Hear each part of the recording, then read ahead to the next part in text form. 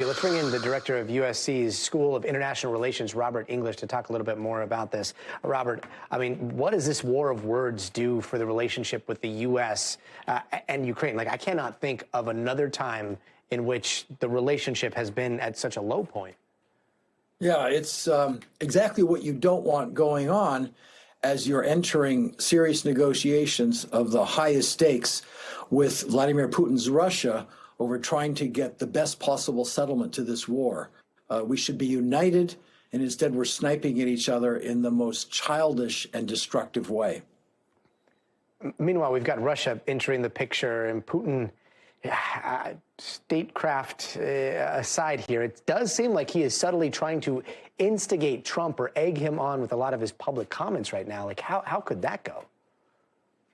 Well, the things that Trump is responding to, he does inhabit a different information space or bubble, whatever Zelensky called it. He's getting his analysis, his data from different sources, and apparently much of it not very credible.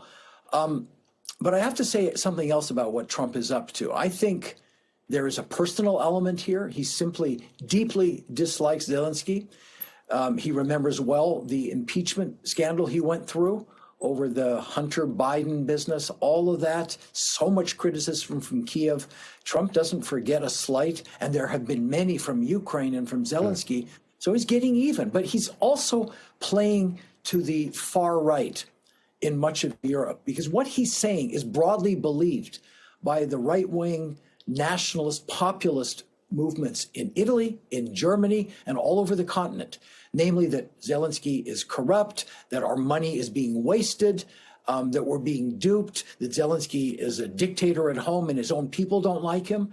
Whether that's true or not, of course, it's wildly exaggerated. It is also broadly believed in those right-wing circles. And this is a direct intervention, in some sense, in the German elections that are coming up very soon, and elections in other countries. Trump is playing a game on this level, too, trying to ensure a turn in Europe towards MAGA-like politicians in Europe that he can do business with. Yeah. Professor English, really appreciate your insight. Thank you for joining us. Thanks for watching. Stay updated about breaking news and top stories on the NBC News app or follow us on social media.